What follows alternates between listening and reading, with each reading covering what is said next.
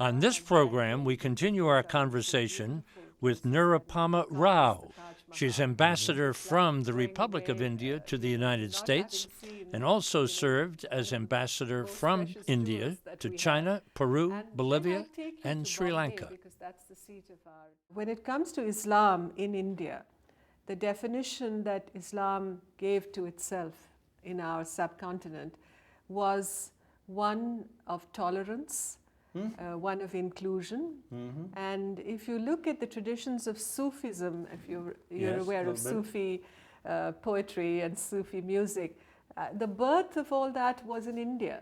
It's the fact that it is really, the reason for that was you had Islam and Hinduism coexisting with each other, and each drawing from the other in terms of their traditions. And that's how Sufism was born, actually. And it worked. It worked, absolutely. Let's talk a little bit about India's foreign policy in broad scopes. We talked a little bit about the relationship with the United States. How about its neighbors? How does India get along with China, get along with Russia? Well, India gets along with all these countries. It's because our policy towards our neighborhood is essentially founded on the fact that we need peace on our borders, we need stability in our region, that the greatness and the potential for India, its economy to grow, really rests on the fact that we need peace, we need relationships with our neighbors that are reasonable, that are rational, that seek to resolve problems through negotiation. And that is why with China, we've had a complex relationship. You're aware of that. We've had conflict with China in 1962. But over the years, and if you look at the relationship as we've had with China in the last 2 decades at least, there's been a management of tensions, there's been institutionalization of confidence-building measures, there's been leadership-level contact, there's been growth in trade and business ties. And with Russia, of course, we have a time-tested relationship, and it's a relationship that continues to be strong and vibrant. It's closer than I thought, huh? It is. It's always been a close relationship, and it's really defined by very close leadership-level contact. And the Russian people, and I think there are lessons to be learned for all of us from this. The Russian people have a true fascination for Indian culture and Indian philosophy. In fact, the Oriental studies system in Russia is more than 250 years old, and it rests on the study of India, really, and on Indian philosophy. If you go to St. Petersburg. What do you think that the Russians are seeing in the Indian culture that intrigues them? I think it's the philosophy of India, a very ancient country, great civilization. They're fascinated by the history of India. And Russia, as you know, the history of Russia involved, Russian influence and rule in Central Asia also. And there have been very close links between Central Asia and India. The Mughals, for instance, the Mughal Empire, was founded by Babur, who came from Samarkand, which is now in Uzbekistan. So we've had these contacts with Central Asia through history, and the Russians have been very close to Central Asia, and therefore there's that link also. And our films, of course, the Indian film industry has been an object of great fascination for ordinary Russians.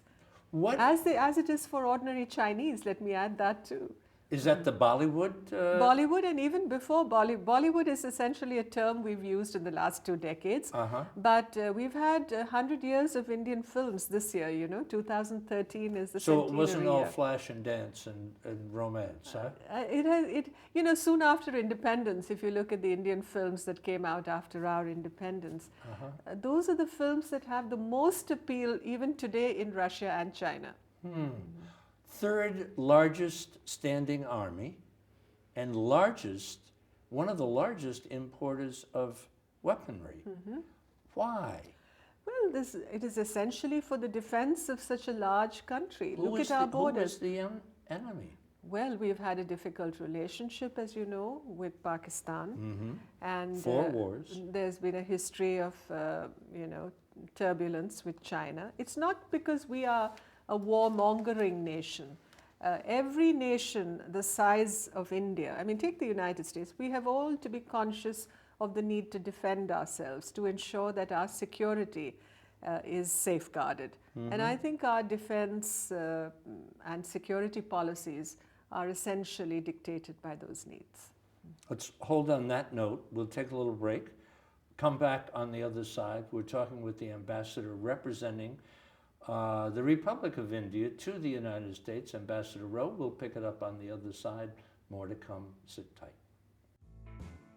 This is America is brought to you by the U.S.-China Education Trust and the F.Y. Chang Foundation.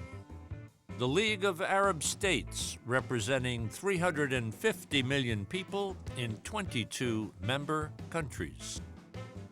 The Rotendaro Family Trust.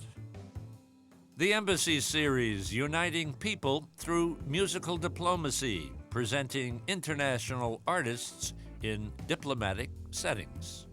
And Ventana Productions, television facilities, editing, and distribution services.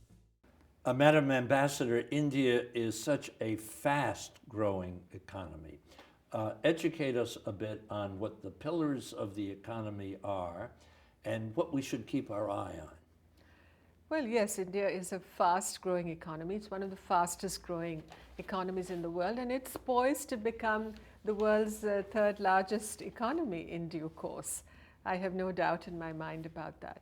I think the pillars of India's economic strength are essentially the strong fundamentals when it comes to the management of its economy. I mean, even when we've had crises and even when we've had turbulence as far as the state of the economy is concerned, we've always managed to bounce back, and that is because it's extraordinarily resilient. It's an extraordinarily resilient economy. There is a foundation of natural resources, and we don't have oil and gas enough for our requirements, therefore, so we are very dependent on energy security in terms of imports from the outside world. But the fact is that our people, our human resources are very great. There is enormous talent within the country.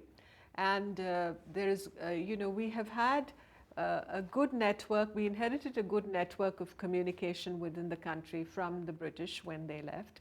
So we were, the whole subcontinent, I mean, India exists, is well integrated. And the fact that we are a democracy and that we have allowed the states and regions also to grow, and we have a very strong Indian diaspora which exists outside India, about 25 million people, who also contribute a great deal to the growth of the country through their remittances and through. So it's a mix of all these factors that contribute to the strength of the Indian economy. But I think it's the size of India, the fact that we are a well-integrated country, and the economy is just naturally huge by virtue of our geographical extent and the numbers of talented people that we have within the country. So what would be the major exports from India to other countries in the area, and especially to the United States? Well, the services component of our trade with the United States is huge. And in fact, about I would say a good proportion of the wealth that is generated from the IT industry in India is because of the fact that we have this strong services trade with the United States. We export a lot of commodities because we have natural resources that are exported to other countries. But I think it is important also to realize that the proportion of manufactured goods, engineering goods, automotive goods particularly, the auto industry in India, it's one of the great success stories. People talk about the IT industry, but also the auto and car manufacturing industry within India and the automotive components that are manufactured in India have also become one of the standout stories as far as Indian exports are concerned. So engineering goods, IT, these are all the new, and textiles, of course. We're a big textile manufacturing country, and gems and jewelry. India is the seat of diamond cutting in the world, diamond cutting and polishing, and we manufacture a lot of jewelry that is exported to many countries, including to the United States. And other than energy needs, what are some of the imports that are so? Well, we've had some debate within the country about the amount of gold that we import, because the Indian public traditionally has been a big consumer of gold. It's seen as a as a safe investment.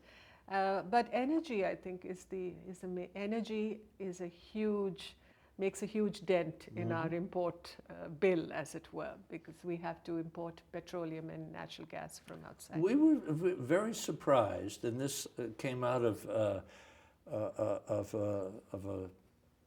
an event at your embassy a couple of months ago, that so many of the hotels and motels in the United States are operated by Indians. Absolutely. That was fascinating to learn.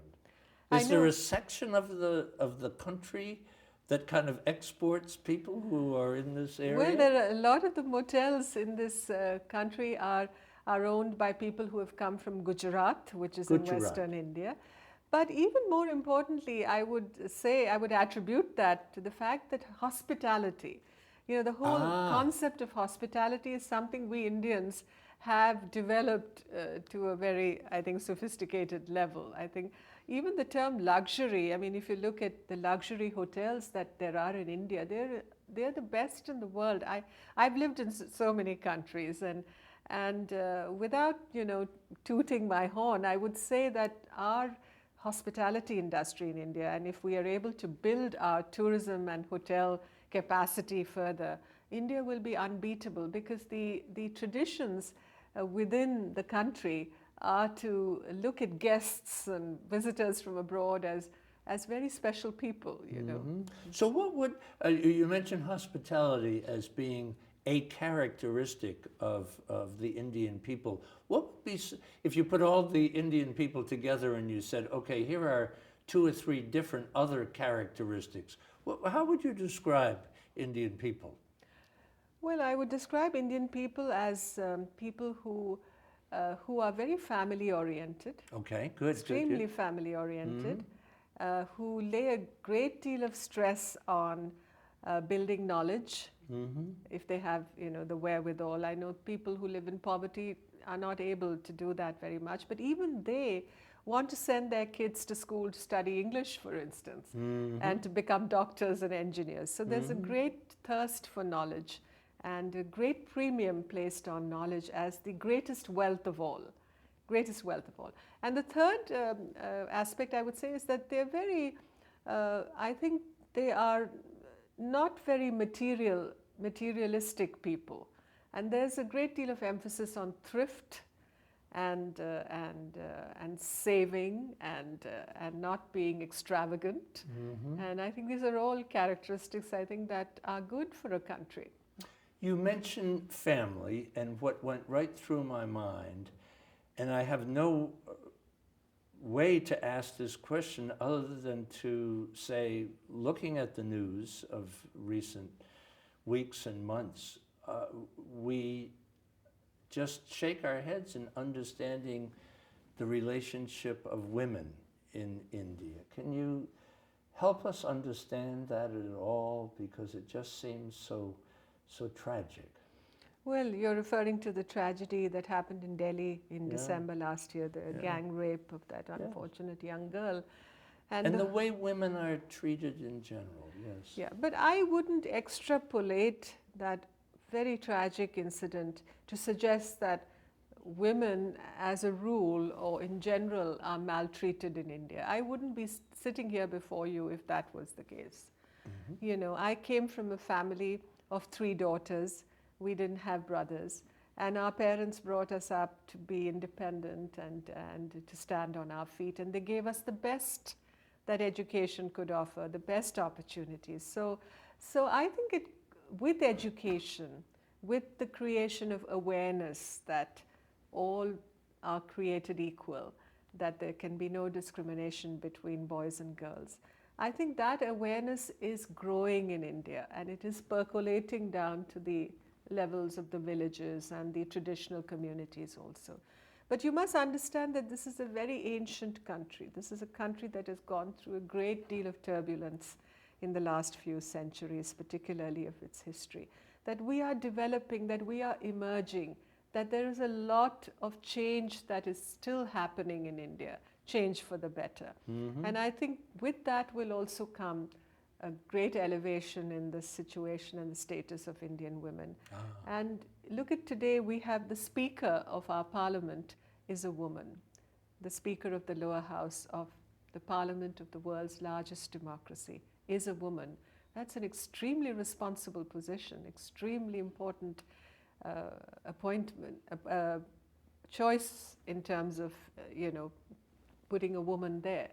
We've had a woman president of the country, and you all know about Mrs. Indira Gandhi, who was a great Prime Minister of India. So, the situation has to be seen in all its aspects.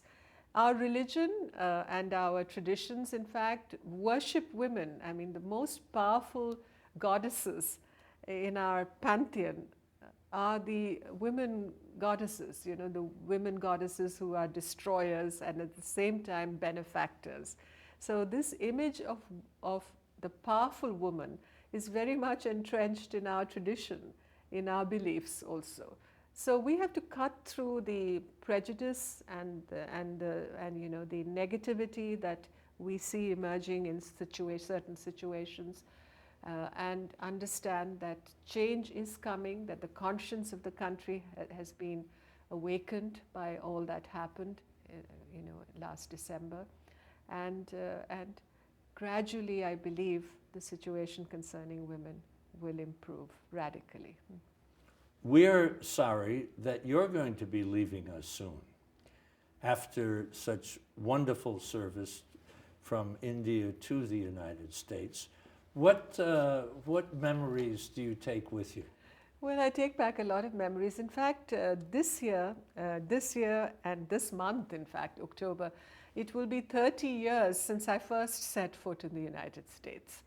And so it's a time when memories come crowding back. And these last 2 years that I've been here in the United States, I have felt very blessed and privileged to be associated with this great relationship between our two countries, to be able to contribute to the improvement of this relationship, and most importantly, to make wonderful friends, to increase my circle of friends, because as you know, I've been coming back and forth to this country over the last 30 years. So I have a great community of friends in this country, and I will keep in touch with them. It seems like I'm not going away, because I believe there will be many opportunities in the future for me to understand the United States even more, and to also build stronger friendship between our two countries. What can the United States learn from India?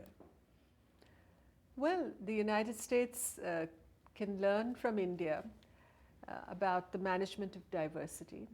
And I always say to myself that India was like the United States at one time. We had much less people, of course. You have 1/3 the size of the population that India has. And we were a country also of migration. Many people came to India. They came into India as migrants, as visitors, as settlers. And that is what has made India what it is today. We are a country defined by diversity, and that is what the United States is also becoming today, I believe. You have people drawn to your shores from every part of the world. Your richness is defined by that diversity. Do you see similar problems that we have here?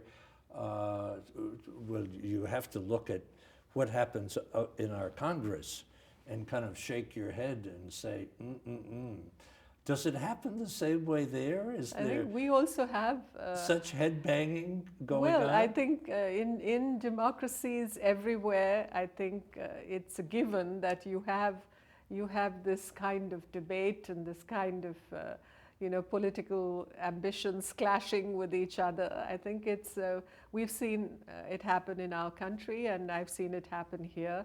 I think it's what makes us what we are. It's given in any democratic country that we will see these situations. Somebody once said in an interview that I did that democracy is messy. Do you subscribe to that thought? Well, democracy is messy, but it's also very creative. And even if there's chaos, there is creativity in that chaos. So. Mm-hmm. What do you think are the major challenges when we pick up a newspaper, when we turn on the television, listen to BBC radio late at night and get a picture of the world?